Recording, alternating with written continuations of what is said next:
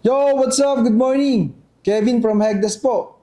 Ngayon, may katanungan ngayon tayo. Bakit kaya may mga contractor na ayaw magbigay ng exact turnover date? Hindi ba nila alam kung kailan ito turnover o kailan matatapos to? O may dahilan pa na hindi nakikita ng isang homeowner? Tara, usapan natin.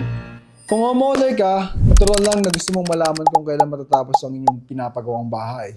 Kasi may mga bibiling ka pang gamit, appliances, maglilipat ka pa.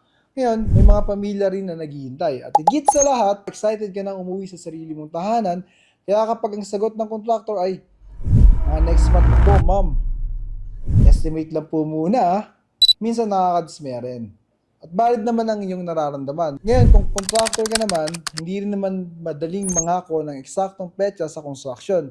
May mga bagay na hindi mo kontrolado at may mga bagay din naman na kontrolado mo. Tulad ng bagyo, may inspection na kailangan hintayin, may mga deliver na materials na naantala, may mga pagbabago sa plano, may mga additional work, at minsan may mga maliliit na problema na pwede makapekto sa buong schedule. Bilang contractor, mas gusto namin magsabi ng petsa na kaya namin panindigan kesa mangako ng petsa baka hindi naman matupad.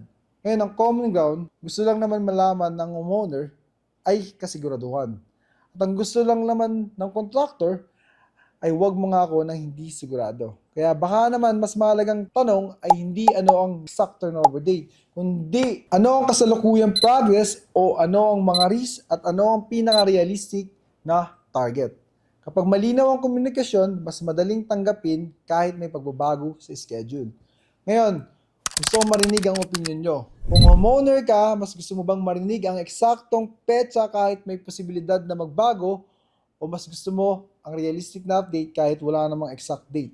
At kung contractor ka naman, paano mo ipapaliwanag ang turnover timeline sa client mo? Tara, pag-usapan natin sa comment.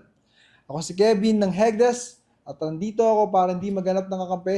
Naghahanap tayo ng common ground. Tara, ciao!